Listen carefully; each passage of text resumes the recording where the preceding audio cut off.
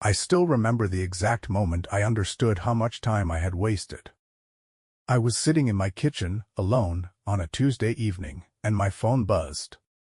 I looked down, hoping it was my daughter. It wasn't. It was just an ad for something I didn't need. And I remember setting the phone down on the table and just staring at it, waiting. Hoping. And nothing came. That silence. If you're over 60, I think you know exactly the silence I'm talking about. It's not just quiet. It's a different kind of quiet. It's the quiet of a house that used to be full of noise, full of footsteps, full of laughter, and now it's just you and the hum of the refrigerator. I sat there that night and I asked myself a question I had never asked before. When did I become someone my own family forgot to call? And I'm ashamed to admit it took me years to even understand why. I thought it was them. I thought it was the busyness of their lives, their jobs, their kids. But the truth, the real truth, was harder to face. Some of it was me. Some of the distance I was feeling, I had built myself, brick by brick, without even realizing it. And that night changed something in me. I didn't know it yet, but I was about to learn 5 things, 5 painful truths about the way I had been living, that I needed to stop doing immediately if I ever wanted to feel close to the people I loved again. And I want to share every single one of them with you today, because I believe, with all my heart, that some of you are sitting exactly where I was sitting. And it's not too late for you. I know you felt this too, that moment when you call your son or your daughter, and you can hear it in their voice, that rush tone, that I only have a minute tone, and you say, okay, no worries, and you hang up, and you sit there feeling like you just took up space in someone's day instead of being part of their life. I know you felt that. I know you've also felt the ache of watching other grandparents post pictures with their grandkids, birthdays, holidays, Little League games, and wondering quietly, why don't I get invited to those things anymore? I know you felt the strange grief of retirement, where suddenly the calendar that used to be full of meetings, deadlines, people who needed you, becomes empty, and nobody warns you about that grief. Nobody tells you that losing your purpose can feel as heavy as losing a person. I know you felt the sting of texting someone and watching those little dots appear, then disappear, and no reply ever comes. And you tell yourself it's fine, they're busy. But some nights, it doesn't feel fine at all. It feels lonely in a way that's hard to explain to anyone who hasn't lived it. I read something once from a psychologist at UCLA that stopped me cold. She said that loneliness in older adults isn't just an emotional problem. It changes the body the same way chronic stress does. It affects the heart, it affects the mind. It's not just in your head, like people like to say. It is real, and it is measurable, and it is serious. And when I read that, I finally understood why I felt so tired all the time. Even when I wasn't doing anything physical, I was carrying something heavy, and it had a name, and that name was loneliness. But here's what I want you to hold on to right here, right now, before we go any further. Feeling this way doesn't mean your life is over. It doesn't mean you did something wrong that can't be fixed. It means something needs to change, and I'm going to tell you exactly what changed for me. I want to tell you about my grandson, Ethan. He was 12 years old, and there was a time when he used to run to the door when I visited. He'd yell, "Grandpa's here," like I was some kind of celebrity walking into his living room. And then, slowly, without me noticing, that stopped. He'd still say hello, still hug me, but there was a distance in his eyes. He was on his phone more. He answered my questions with one word, and I remember thinking, well, that's just how teenagers are now. And I let myself believe that lie because it was easier than facing the truth.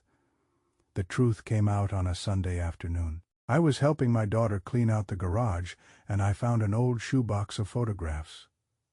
Ethan was there, going through his own phone, bored, waiting for his mom, and out of nowhere I asked him, "Hey buddy, remember when we used to build those model airplanes together?" And he looked up at me, and something changed in his face. He said, "Yeah, Grandpa, you still have the one we never finished?" And I froze. I hadn't touched that model plane in probably 5 years.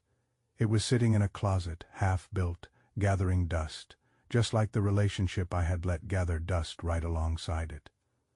That night, I sat alone and cried. Not because I was sad about a toy airplane. I cried because I realized I had let something simple, something that used to bring us joy, just disappear, and I never even noticed it happening. I didn't fight to keep it alive. I just let the silence take over, one missed opportunity at a time, and I think you know exactly what I mean, because I believe every person over 60 watching this has a version of that shoebox, a version of that unfinished model plane sitting somewhere in their own life, representing a relationship, a hobby, a piece of themselves they quietly let fade away. What happened next changed everything for me. The next weekend, I did something I hadn't done in years. I called Ethan, not his mom, him directly, and I asked if he wanted to come finish that model plane with me. There was a pause on the phone, and for a second, my heart sank, thinking he'd say no. But then he said, "Really? Yeah, actually, that'd be cool." Those 4 words rebuilt something in me that I thought was gone forever, and that Saturday became the first of many. But it wasn't just about the model plane. It was about the first thing I had to stop doing immediately, waiting to be invited into people's lives instead of gently inviting myself in. I had spent years assuming that if my family wanted me around, they would ask. But I learned that people, especially busy adult children and distracted teenagers, don't always know. Sometimes they're waiting for you to lead. The second thing I stopped doing was treating every conversation like it needed to be deep or meaningful to matter. I used to think if I couldn't have a real, long conversation with my daughter, it wasn't worth calling at all. But a therapist I read about, from a piece in Psychology Today, explained that small, consistent connection, even a simple "thinking of you today" text, builds more emotional safety over time than occasional long talks. So I started sending short messages. Nothing fancy, just saw this and thought of you. And slowly, replies started coming faster. The third thing I stopped doing was making my loneliness someone else's guilt. I used to say things like, "Nobody visits me anymore," in a tone that made people feel bad, and I noticed it pushed them further away instead of pulling them closer. I learned to say instead, "I miss you, I'd love to see you," which invites connection. The fourth thing I stopped doing was isolating myself physically. I joined a small woodworking group at the community center, not because I needed more friends, I told myself, but because I needed somewhere to be.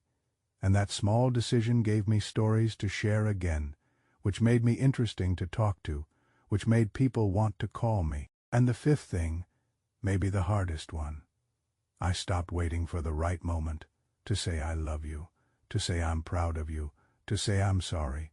I started saying those words immediately because I finally understood something that terrified me into changing. None of us know how much time we actually have left with the people we love. If you take one thing from everything I've shared with you today, let it be this. It is never too late to rebuild what feels broken. It is never too late to pick up that unfinished model plane, that phone call you've been avoiding, that apology you've been swallowing for years.